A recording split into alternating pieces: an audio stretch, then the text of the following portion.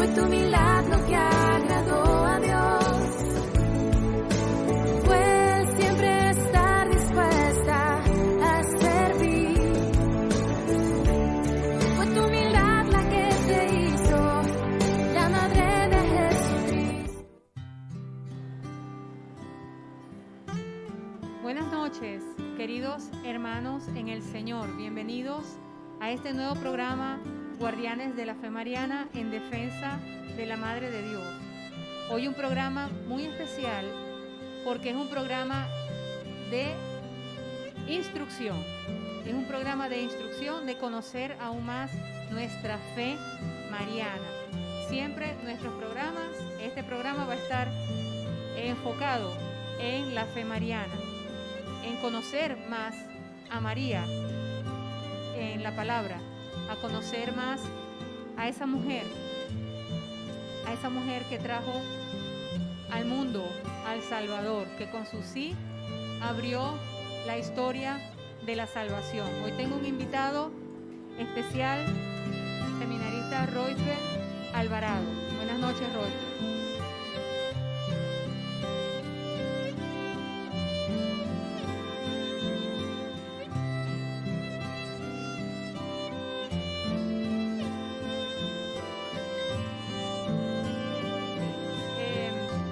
Quiero antes que empecemos todo el desarrollo del programa, quiero enfocarnos en eso, quiero que nos enfoquemos en eso, en aclarar que este programa siempre va a estar enfocado en María Santísima, nuestra Madre, y que es para instruir, más no para confrontar.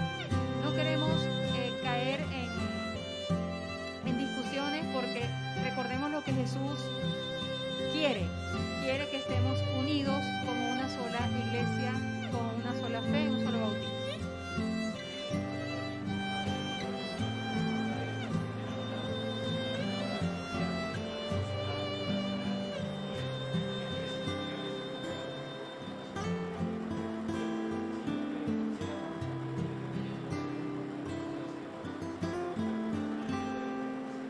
Sí, porque recordemos que es un tema que a muchas personas les causa curiosidad, les causa polémica. Es un tema muy polémico porque el tema es algo hasta, o se podría decir, un poco desconocido para muchos católicos y para muchas personas no católicas. Entonces, bueno, antes de comenzar con el desarrollo del tema, quiero dar los agradecimientos, primero que todo a Dios, al Espíritu Santo y a nuestra Santísima Madre María por tenernos aquí presentes, por nuestra salud, por esta emisora, por esta oportunidad tan bonita que tenemos de llevar conocimiento, llevar la palabra, llevar el mensaje de nuestro Señor Jesucristo a todas las personas que abren sus hogares a la señal de la voz de la misericordia. Quiero también recordar la campaña que tiene la emisora. Recordemos que por los momentos estamos saliendo a través de las diferentes plataformas virtuales y no todos tienen la oportunidad de tener internet en sus casas. Y por eso estamos luchando, estamos allí en pie de lucha, en campaña para conseguir ese transmisor. Ya falta poco para conseguir ese transmisor FM y poder así llegar en frecuencia modulada a muchos más hogares católicos y el que quiera, todo el que quiera abrir las puertas de sus hogares a la señal de la voz de la misericordia. Las diferentes plataformas virtuales, como sabemos, YouTube, Facebook Live, Instagram y bueno, Seno Radio, buscando la voz de la misericordia, El Moján. Comenzamos entonces, vamos como siempre lo hacemos, Royfer, en este programa, poniéndonos bajo la presencia de María, con una oración que a mí en lo particular me encanta, como todas, porque todas son hermosas, pero esta es especial, esta es muy especial.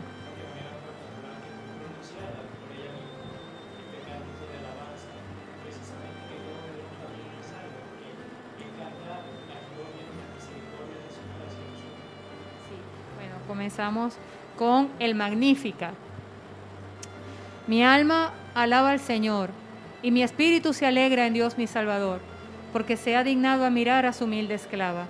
Y desde hoy todas las generaciones me proclamarán bienaventurada, pues el Todopoderoso ha hecho en mí cosas grandes, su nombre es santo, y su compasión con los que le temen pasa de padres a hijos. Manifestó su fuerza vencedora y dispersó a los hombres de soberbio corazón. Derribó a los poderosos de sus tronos y elevó a los humildes. Llenó de bienes a los hambrientos y despidió a los ricos con las manos vacías. Siempre compasivo socorrió a Israel su servidor, como se lo había prometido a nuestros antepasados, a Abraham y a sus descendientes para siempre. Qué hermosa. Bueno, estamos en el sábado después de Cuaresma. Ya iniciamos la Cuaresma, un tiempo especial, un tiempo muy especial para nosotros, los católicos, porque tenemos 40 días para entregarnos por completo, abrir nuestro corazón al Señor, acompañarlo a Él, como cada año lo hacemos, conmemorar su pasión, su muerte y celebrar su resurrección. Y bueno, comenzamos entonces con el tema de hoy. ¿Tuvo la Virgen María más hijos? Vamos a aclarar entonces esa pregunta que muchos se hacen y que muchas personas que estudian la palabra, al ver, hay infinidad de versículos, yo los voy a mencionar ahorita, donde ven hermanos de Jesús,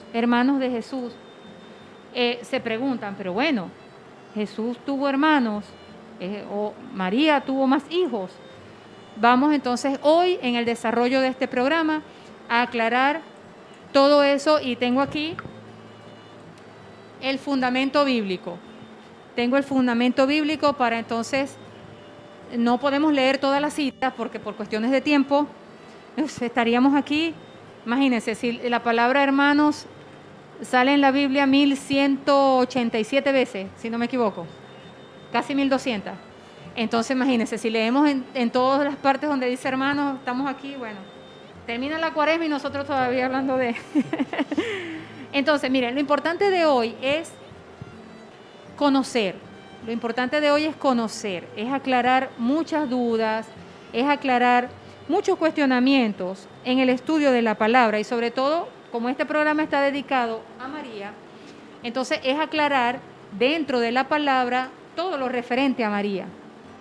Y esto nos atañe porque si en la palabra dice hermanos de Jesús, nosotros en nuestro contexto, en nuestro criterio, pensamos enseguida, hijos de María. Entonces vamos a aclarar eso, de que este programa va a ser para instrucción, para instruir, para dar a conocer, para revelar esas verdades que tenemos en la palabra y que nuestros ojos todavía no lo entienden. Entonces, el propósito de este programa es conocer y comprender la palabra de Dios en lo referente a María.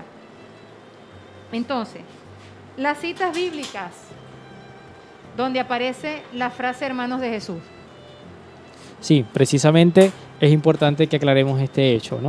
Porque en cuanto uno comienza a estudiar y a conocer la palabra, pues hace la referencia misma a que cuando se encuentra con este gran impacto, ¿no? Señor, afuera están tu madre y tus hermanos. Tiende como enseguida a que el cristiano dice, bueno, ¿qué pasó? Nunca se me aclaró esta verdad, ¿no? Tuvo Jesús entonces más hermanos, la palabra lo está diciendo tal cual, ¿no? Pero es que antes de estudiar todo este contexto de la Sagrada Escritura, es que nosotros tengamos una conciencia, ¿no? La Sagrada Escritura tiene un tiempo en el cual fue escrita, tiene un contexto que es el contexto del pueblo en el cual está ubicado el pueblo de Israel, los judíos, y precisamente la cultura. Porque algo que tenemos que tener siempre nosotros claro es que la cultura judía iba muy arraigada a la religión, es decir, son dos hechos que no se separan, que para ellos su religión lo define como la cultura misma, y por eso es que nosotros tenemos que estar claros en este sentido. Sí, bueno, hay muchas citas bíblicas donde se lee la frase hermanos de Jesús. Por ejemplo, Mateo 1, 24, 25, Mateo 12, 46, 47, Mateo 13, versículo 55. Marcos 6, versículo del 2 al 3. Juan 2, versículo 12. Juan 7, versículo del 1 al 10. Hechos 1, versículo 14, pero yo debería incluir el 15. El 15 es muy importante. A veces nos detenemos en un versículo, pero no leemos más abajo o no leemos más arriba. Primera de Corintios 9, del 4 al 5, Gálatas 1, versículo 19 y muchos más. Pero estos son donde dice más la frase hermanos de Jesús. Bueno, es importante lo que tú dijiste, Roosevelt. Yo creo que en muchos programas yo lo he dicho, que nosotros para poder estudiar la Biblia y la correcta interpretación de la palabra tenemos que ubicarnos en el contexto. No podemos entender poniéndolo en nuestra realidad, porque nos diferencian 2000 años, nos diferencia un espacio geográfico, están en el Medio Oriente, y nos diferencia, que es lo más importante, como tú lo dijiste, una cultura que, bueno, yo he conocido, he venido leyendo con la cultura judía, y era complicadísima, era muy cerrada, patriarcal, bueno, muy complicada, y todavía creo que todavía hay muchas culturas así, donde la mujer, bueno, prácticamente es nadie, si no depende de un hombre, todo depende del hombre, en fin, bueno. Entonces, no podemos tomar literalmente la Biblia y ponerla en nuestra realidad ahorita. No es lo mismo, por ejemplo, un noviazgo ahorita que un noviazgo, primero, en aquel tiempo, segundo, en ese espacio geográfico, y tercero, que es todavía lo más importante, en esa cultura judía. No es lo mismo. Entonces no podemos tomar literalmente así, tal cual, como está allí, y analizarlo con mi propio criterio, según mi cultura y según mi... No. Entonces hay que estar claros en eso. Muy importante ese punto. Otra cosa importante es la palabra hermano, cómo fue escrita en arameo y en hebreo, que fueron las dos principales lenguas en las que fue escrita la Biblia. Luego fue traducida al griego. Y allí también posteriormente la iglesia toma la Vulgata, que es la primera traducción más cercana a nuestro idioma, y luego entonces propiamente que comienza este acercamiento de la Sagrada Escritura a nuestros idiomas más particulares, ¿no? En arameo y en hebreo, la palabra hermano tiene muchas connotaciones. No solamente es hermano de sangre, o sea, hermanos de un mismo padre y una misma madre, sino que también se le llamaba hermano. Fíjense esto, qué interesante.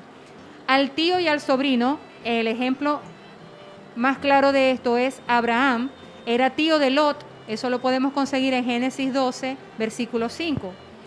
Pero resulta que en Génesis 13, versículo 8, Abraham llama hermano a Lot. ¿Por qué vamos a discutir? Tú con tus pastores, yo con los míos. ¿Por qué vamos a confrontarnos si somos hermanos? Siendo tío y sobrino. Otra forma de utilizar en ese contexto y en ese idioma la palabra hermano es a la esposa o a la novia. Y lo podemos conseguir en Cantar de los Cantares, capítulo 4, versículo 9 y versículo 12, donde se dice hermana mía. Entonces no se iba a casar con su hermana, obviamente sería incesto. Y Primera de Corintios 9, del 4 al 5. También se le llamaba hermano al paisano, porque esa es vamos a recalcar aquí, de que ellos se manejan por tribus, las 12 tribus de Israel propiamente Israel. tenía esta definición. Yo creo que para que todos entendamos un poco, ¿no? Estamos hablando de la distribución de este pueblo que está ya prácticamente del otro lado de nuestro mundo, pues. Y para los wayuu propiamente también funciona algo así muy parecido, ¿no? Ellos están agrupados en castas y esos son precisamente sus hermanos de comunidad. De igual forma lo acercamos nosotros con este pueblo, es decir, los que están en su misma región son sus hermanos propiamente, los que viven en su entorno son su familia, porque precisamente todos se consideran y son hijos de Dios. Es decir, todos ellos están, el pueblo escogido por Dios, y por eso se guían todos como hermanos propiamente. Y tenían un solo padre que era Abraham. Ellos llamaban todos a su padre Abraham. Exactamente. Bueno, y aquí entonces entra la parte de la religión, lo que dices tú de la cultura que va íntimamente ligada a la religión, y entonces como Pablo y como algunos de los apóstoles y el mismo Jesús llama hermanos a todos aquellos que se acercaban, entonces tenían afinidad con él por la parte de la religión. Bueno, es importante aclarar esto. Fíjate que yo puedo poner un ejemplo muy cercano a nosotros. Cuando en una casa, y me pueden apoyar muchas personas en esto, en lo que yo voy a decir. A veces en una casa hay un primo que es muy cercano o hay un ahijado que es muy cercano a la casa y se ha criado allí en la casa. ¿Cómo decimos nosotros a esa persona? Automáticamente pasa a ser hermano. Porque está hermano allí, de crianza, ¿verdad? Le decimos así. Exacto. No, ese es mi hermano de crianza. Mi papá y mi mamá lo criaron. Es hermano de crianza. Lo consideramos, lo adoptamos como un hermano. Tenemos primos. ¿Y cómo llamamos nosotros a los primos de dos hermanas o de dos hermanos? Primos hermanos. Primos hermanos. Y nosotros, por supuesto, como somos hijos de Dios, Jesús nos dio a Dios como Padre, nos dio a María como Madre, somos hermanos, hermanos en la fe, hermanos, pertenecemos a una misma iglesia, somos correligionarios y por eso nos llamamos hermanos entre nosotros. Bien, hay un versículo que es clave en todo esto. ¿Por qué? Y yo creo que es el versículo que aclara todo. Es el versículo que por lógica aclara todo lo que hemos estado hablando sobre los hermanos de Jesús. Que es el capítulo 19 del Evangelio de San Juan, 26-27. Y me voy a tomar el atrevimiento de, es que yo creo que estoy obligada a hacerlo, de leerlo, ¿verdad? Capítulo 19, voy a tomar la Biblia de Jerusalén y voy a leer, Dios mío, esta letra chiquita, 19, 26 al 27, vamos a ver. Jesús, viendo a su madre y junto a ella al discípulo a quien amaba, dice a su madre: mujer, ahí tienes a tu hijo. Luego dice al discípulo: ahí tienes a tu madre. Y desde aquella hora el discípulo la acogió en su casa. Palabra del Señor. Gloria a ti, Señor, Gloria a ti, Jesús. Señor Jesús. Bien. Hacemos la aclaratoria, por favor, Royfer, de ese capítulo y de ese versículo. Sí, recordemos que en este caso estamos hablando de si tuvo más hijos o no. Y es el hecho de que para este pueblo heredaba, es decir, la madre cuando quedaba viuda, quedaba sola, era responsabilidad del hijo mayor llevar la rienda en este caso. Y pues la figura de María ante el pie de la cruz está Juan, un discípulo, es decir, el menor de todos los discípulos, a quien Jesús le confía su madre, es decir, le confía el cuidado de ella, evidentemente, porque al pie de la cruz no hay más nadie. Y en tal caso, si hubiese tenido más hijos, hubiese heredado el que siguiera después de Jesús, pero no había, solamente, y nos lo da claramente el pasaje bíblico, ¿no?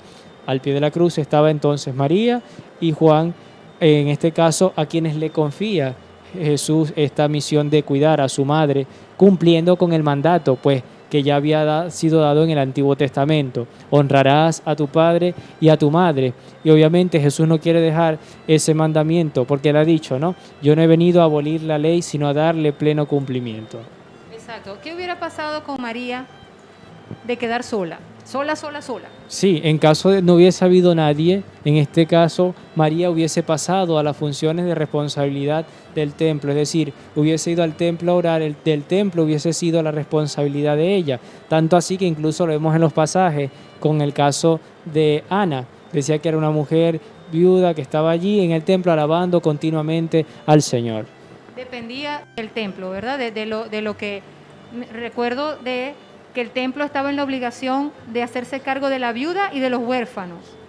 Entonces, eso hubiera sido el caso de María, de quedar completamente sola, por supuesto, y Jesús, que amaba tanto a su madre y dándole cumplimiento a ese mandamiento de honrar a su padre y a su madre, él quiso, pensó en ella, en ese momento, imagínense, pensó en ella y se la confió entonces al discípulo más amado. No dice a su hermano, dice al discípulo más amado.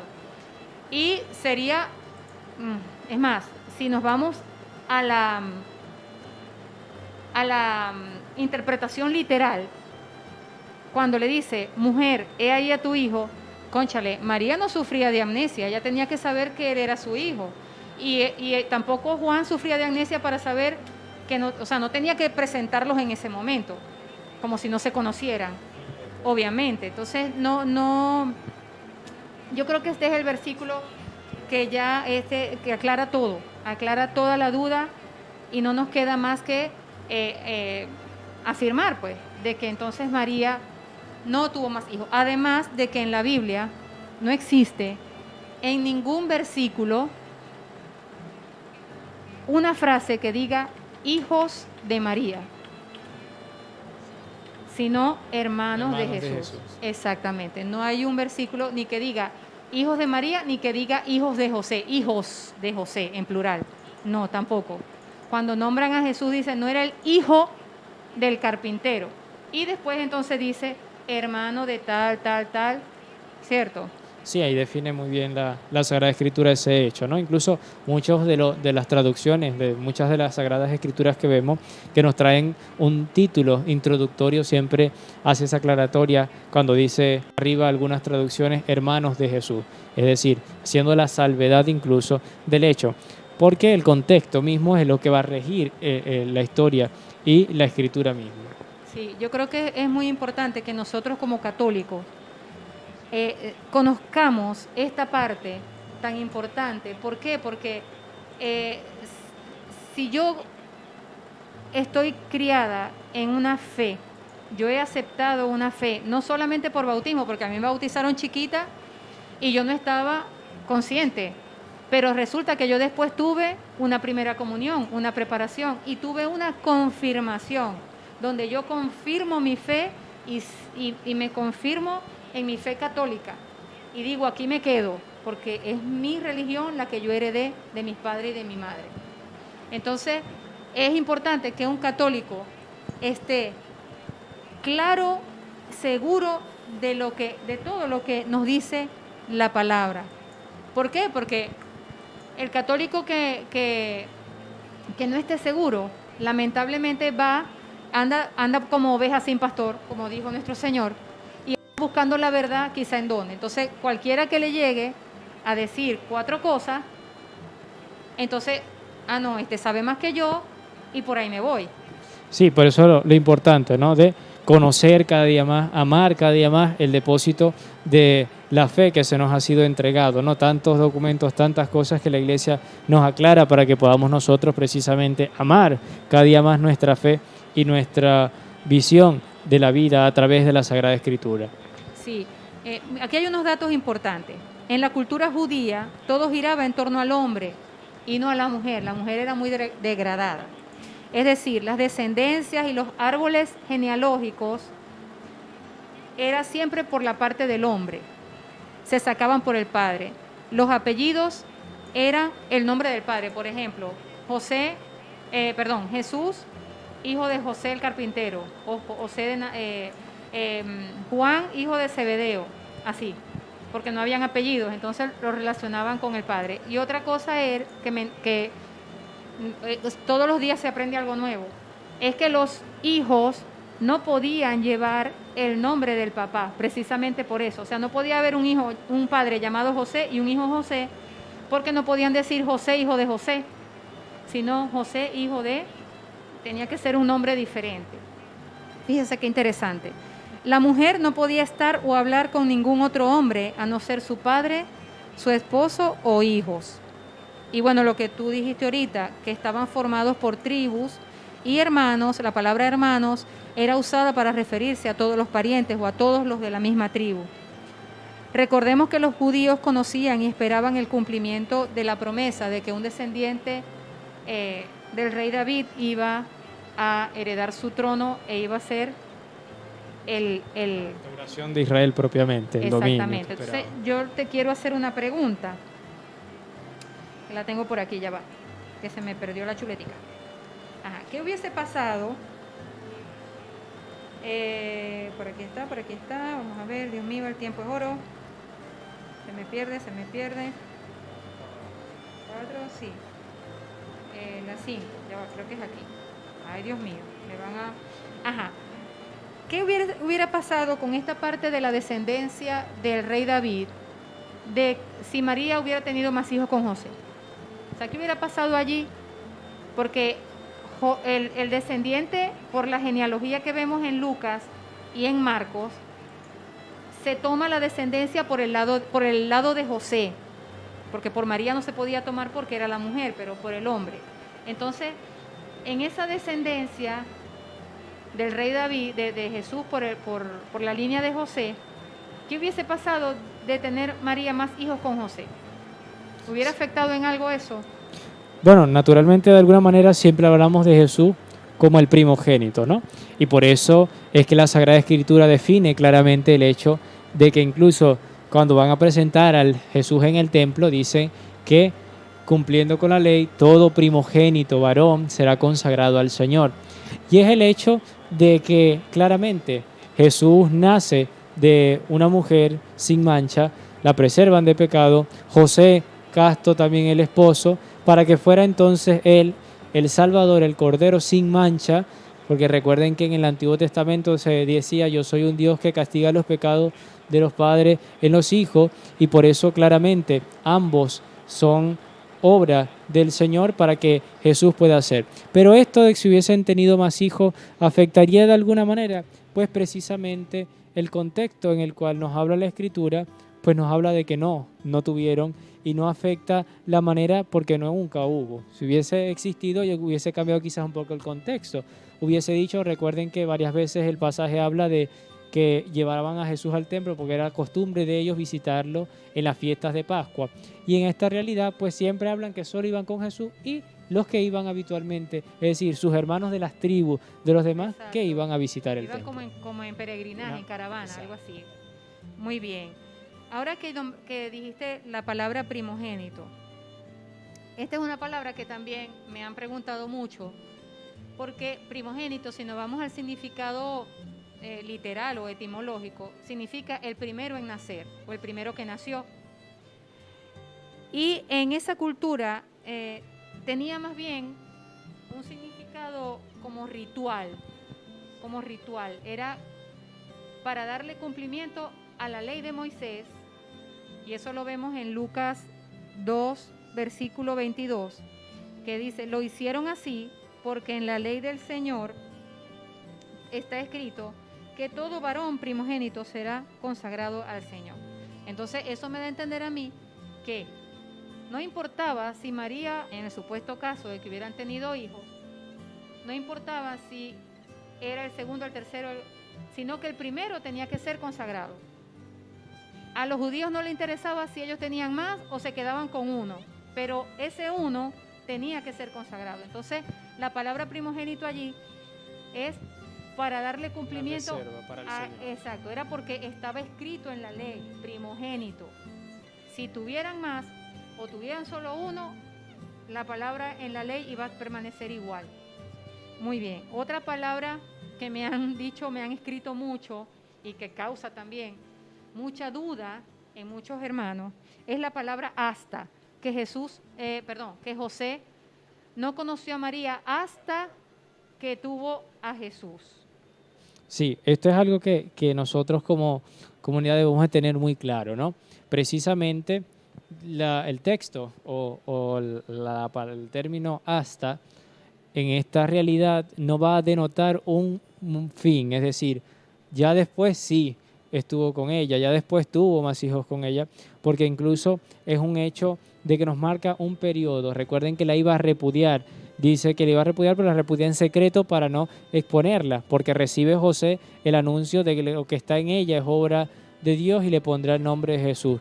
Por eso es que incluso hay cierta polémica cuando se habla de un texto en el Antiguo Testamento, también con este término, hasta. Y no se puede tomar literal como si fuera una acción, porque recuerden que estamos hablando, como lo hemos dicho desde el principio del programa, un contexto, una realidad donde se demarca distinto. Sí, es más, yo tengo aquí unos versículos que utilizan esa palabra hasta. Por ejemplo, en segunda de Samuel, capítulo 6, versículo 23, Mical, la hija de Saúl, donde dice, Mical no tuvo hijos hasta su muerte. Entonces yo quedé así como que, ¿qué pasó? ¿Acaso tuvo hijos después de muerta? O sea, hasta su muerte, se murió y tuvo hijos. Es algo como que no tiene sentido. Y otro ejemplo, entre otros muchos que hay en el Salmo 110, está también Mateo 28, versículo 20, donde Jesús les dice a los apóstoles, estaré con ustedes hasta el final de los tiempos. Entonces yo me pregunté, es decir, que hasta que no se acabe el tiempo, Él no va a estar con ellos. Sí, el sentido de que, bueno, Jesús va a estar este periodo, pero ya después cuando venga nos juzgue, ya después Él no va a estar. No, exacto. Es un hecho de una compañía, una presencia por el periodo que se está entonces viviendo. Sí, fíjense que por eso recalcamos, siempre lo hago en el programa, que la Biblia, la palabra de Dios, es muy rica y uno la estudia y va descubriendo tantas cosas, pero no la puedo tomar de forma, o sea, con mente cuadrada. No puedo tomarla con mente cuadrada y solamente enfocarme allí en lo literal, sino que tengo que viajar en el tiempo, tengo que comprender esa cultura, tengo que entender el espacio donde se desarrollaron esos hechos, donde vivieron esos personajes. Entonces es importante y también comprender de que viene de una traducción, es decir, esas palabras originales eran un lenguaje, estaba el arameo, está el hebreo, donde las palabras significan otra cosa que para nosotros en nuestra cultura no significan lo mismo. Sí, propiamente, incluso pasa muchas veces y sucede cuando, y es una aclaratoria, cuando rezamos incluso el rosario, cuando hablamos del segundo misterio de gozo, que decimos a veces la visita de María a su prima Isabel, y en realidad el término primos no existe propiamente para ellos, por eso se decían parientes, es decir, es la visita de María a su parienta Isabel, y ahí viene esta realidad, que hay muchas palabras que no existen en su contexto, en su lenguaje, y acá se adaptan para que nosotros podamos de cuál sería la línea familiar o lo que nos está uniendo directamente. Exactamente. Bueno, fíjense, vamos entonces, yo traje una imagen de la familia de Jesús. Miren, y se aprecian allí, podemos entender claramente de este versículo que causa tanta controversia, que es Mateo 13, 55-56, donde dice que los hermanos de Jesús, es más, hasta los nombran, Santiago, José, Judas y Simón. Entonces allí podemos ver que, si agregamos a Juan, según el versículo de que se lo entregó Jesús en la cruz a María, también entonces como hermano, entonces Santiago, el hermano de Juan, también lo vamos a meter allí. Entonces serían 6. Pero entonces allí están, si pueden apreciarlo, allí están los papás y las mamás de esos 6 supuestos hermanos de Jesús. ¿Y por qué le llaman hermanos? señores, porque eran parientes, eran primos, primo hermano o primo segundo, pero eran primos. Fíjense, está Cleofás, que era el esposo de María de Cleofás.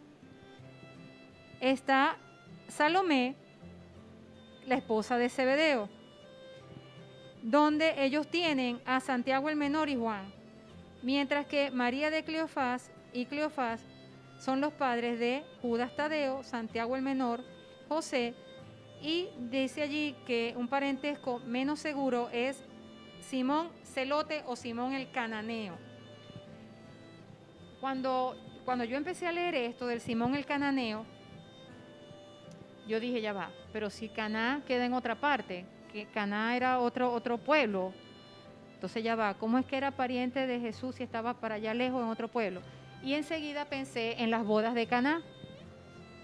En las bodas de Caná, y es más, ese capítulo empieza diciendo que María, empieza nombrando a María primero, y después entonces nombran a Jesús, y sus discípulos también fueron invitados a esa boda. Sí, propiamente incluso denota como si María fuera entonces, en este caso, la persona invitada principalmente, y luego agrega a Jesús y sus discípulos, ¿no? Y en ese hecho, como se aclaraba un poco, ¿no? Recuerden que la mujer judía no podía, como hoy nuestra sociedad se hace, como una mujer habla abiertamente con cualquier hombre, en este caso no, estaban reservados muy explícitamente a quién ella podría hablarle. Y por eso es que también un poco se hace, cuando se acerca el momento, Jesús le dice, mujer, ¿qué tenemos tú y yo que ver con esto? Y ella le habla a los sirvientes y le dicen, hagan lo que él les diga. Es decir, hay una intervención de ella que no pareciese que estuviese en la misma realidad. Es decir, como si ella fuera familiar de aquellos en quienes se estaba celebrando esta boda. Exacto, sí, eso precisamente, porque la mujer no tenía, si era una extraña, no tenía por qué hablarle a los sirvientes con esa no autoridad, sino con ese derecho, pues, con ese derecho. Bueno, tenemos aquí comentarios en el chat, en vivo. Felicitaciones por el programa, todo claro, no hay para dónde agarrar. María no tuvo más hijos que nuestro Señor Jesucristo. Dios les bendiga, hermanos. Buena defensa, Humberto Orozco. Aquí Basic fue el que escribió el primero. Por mucho que quieran vilipendiar a María, no pueden ni podrán ensuciar su santa virginidad. Wow. Dayana Sánchez, excelente programa, dignificando a nuestra madre. Bueno, comentarios yo creo que todavía no. Tenemos el chat en vivo. Y vamos entonces a una cuestioncita que quiero... ok, bueno, tengo aquí comentarios en Facebook Live. Dice aquí, Juan Carlos Finol Ochoa, él opina, también pasa con el mejor amigo de los hijos, o entre amigos muy unidos que se nombran hermanos entre sí y en sus grupos de amigos, sí es cierto. Cuando una persona tiene el mejor amigo, dice, este es mi hermano, dígame aquí si es en Maracaibo, este es mi hermanazo del alma. Sí, Le damos así claramente. Mi hermano. Entonces, es bonito aclarar esa parte de que no podemos tomar las cosas literales, sino dependiendo de la cultura donde nos estamos ubicando. Y es importante esto, pues, saber esto. Algo que te quiero preguntar, Royfer, no sé cuánto tiempo me queda o nos queda. Ok, es de que me hables de María, un poquito de ella como mujer de fe, como su valor para nosotros, los católicos. Por supuesto, ella como modelo de la obediencia perfecta y, por supuesto, de ser la madre de Dios. Sí, algo importante para nosotros es el hecho de ver que en el mismo texto pareciese como si María fuera en esta realidad con ellos a buscar, y van a buscar a Jesús, afuera están tu madre y tus hermanos. Pero también hay otro pasaje de la Escritura donde nos denota cuando le dice, dichoso el vientre que te llevó y los pechos que te amamantaron. Y pareciese que Jesús demigrara la figura de María porque dice, no, más dichoso los que escuchan la palabra de Dios y la cumplen. Y no es que Jesús está demigrando la figura de María, es porque María es dichosa por escuchar la palabra de Dios. Tanto así que en su seno ella encarna al verbo, es decir, a la palabra de Dios. Y claramente el prólogo del Evangelio de Juan lo dice, ¿no? La palabra se hizo carne y puso su morada en nosotros.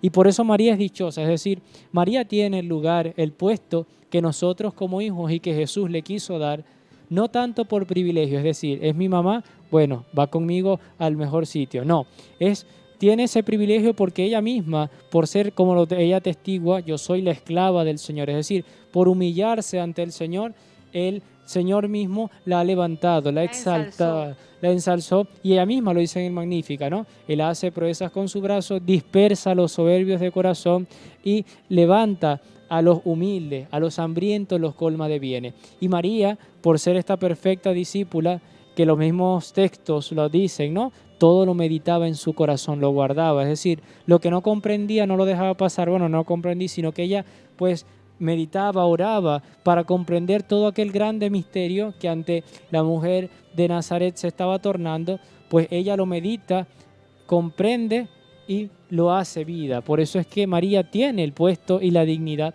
que la Iglesia le brinda precisamente a esta nuestra Madre. Yo siempre he sido muy partidario de cuando vemos a María adornada con esas 2 estrellas, esas virtudes, yo digo que eso le queda poco, le queda corto, porque los astros creados, aunque Dios la ensalza con estas virtudes, pues María es toda hermosa, es decir, ella misma en su ser, en su vida, irradia lo que ella es decir, la grandeza del Señor precisamente. El arca de la nueva alianza. O sea, llevar al verbo de Dios en su vientre, la convirtió a ella en el arca de la nueva alianza. Bueno, imagínense, es hermosísimo. ¿Y cómo no amar a María si Jesús la amó primero y le dio honra cumpliendo el 4.º mandamiento, honrar padre y madre? Y yo sería incapaz, y yo creo que todos nosotros católicos tenemos a María en un lugar muy especial. Ella está por encima de los santos, por supuesto. Es una cosa que nosotros somos muy criticados por eso, porque ponemos a María en un lugar tan alto, pero la ponemos alta sobre los santos, porque es la santa de los santos. Pero por supuesto, nunca jamás la vamos a poner por encima. Nosotros estamos bien claros en eso, nosotros estamos bien claros en quién es nuestro Salvador, nuestro Señor, y para quién es el honor y la honra, por siempre y para siempre, por los siglos de los siglos. Gloria al Padre, al Hijo y al Espíritu Santo. Pero María, entonces yo sería incapaz, yo, conociendo todo esto y amando a mi Señor como lo amo, ¿cómo no voy yo a amar también y a respetar a la madre de mi Señor, como la llamó Isabel? ¿Cómo no voy a amar yo, a respetar su figura, su modelo, la perfección de obediencia, la perfección de humildad hecha mujer? Y que irradia propiamente también en lo que es María para la Iglesia, es decir, después que Jesús asciende a los cielos, María no se desentía, ni los discípulos la echan a un lado. En el Pentecostés ella está orando con la Iglesia, es decir, junto a los discípulos, y estaba allí orando también, orante María, porque ella es, como lo hemos dicho, la perfecta discípula. Es decir, ella acompaña a la Iglesia peregrina, y por eso nosotros profesamos los católicos que desde el cielo ella sigue acompañando a esta Iglesia que precisamente peregrina al encuentro de nuestro Padre allá en el cielo. Claro que sí. Bueno, Roisberg, muchísimas gracias por tu compañía, por tus conocimientos, por estar aquí aportando todo lo que conoces y apoyando todo lo que hemos estado hablando aquí con tanta propiedad, porque imagínate, yo he estado investigando y lo que yo, por supuesto, en toda mi educación católica obtuve. A ver, otro comentario. Juan Carlos Finol Ochoa, por ti, oh María, tenemos la mejor garantía de nuestra resurrección. San Efrén. Bueno, muchos comentarios. Miren, hasta lo que voy a decir es atrevido, pero el padre del protestantismo, Martín Lutero, él era devoto de la Virgen María y hay unas tesis hermosísimas. Él tenía a María en un lugar en el que en la que la tenemos nosotros. Su único temor era era que personas llegaran a poner a María por encima de Cristo. Entonces, pero él apoyaba en sus tesis, en sus cartas, en sus memorias, él hablaba sobre todos los dogmas marianos, Madre de Dios, que no tenía su virginidad perpetua, que no tuvo más hijos, su asunción al cielo. Y bueno, imagínense, tanto Martín Lutero como muchos teólogos y muchas personas, bueno, que la ponen en el lugar especial en el que ella está. Primero, por ser la esclava del Señor, la esclava, la obediencia, su sí incondicional, su sí perfecto, su fe madura, su fe adulta. Y segundo, bueno, por ser el arca de la nueva alianza, por haber llevado a Jesús en el vientre. Y algo muy importante, cuando digo arca de la nueva alianza, recuerdo quién fue el que tocó el arca y murió.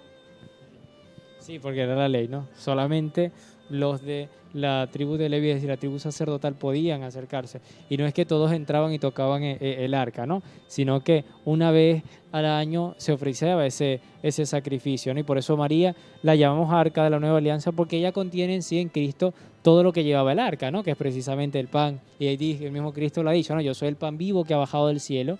Él es la ley, porque precisamente Él fue el que la dictó.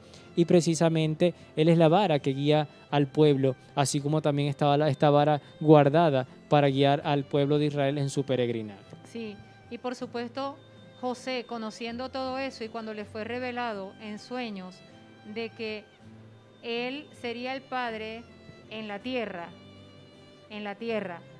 del Hijo de Dios, él estaba claro en eso, que era el Hijo de Dios.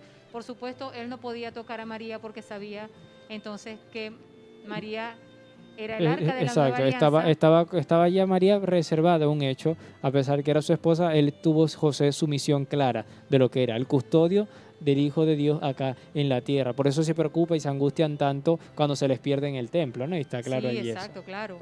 Entonces José estaba claro de que no podía.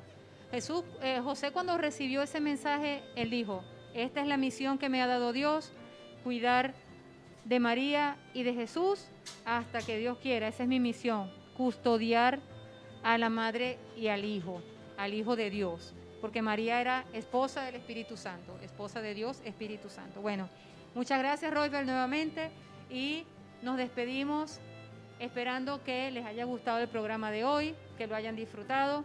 Por favor, recuerden siempre, estudiar alguna duda, vayan a la palabra, investiguen, usen el contexto histórico, el contexto del lugar, tiempo y cultura que va íntimamente ligada a la religión. Entonces, que la Santísima Virgen bendiga sus hogares, por supuesto, Dios primeramente, Dios Padre, Dios Hijo, Dios Espíritu Santo, y la Santísima Virgen entonces esté con ustedes y los acompañe siempre. Amén. A toda su familia.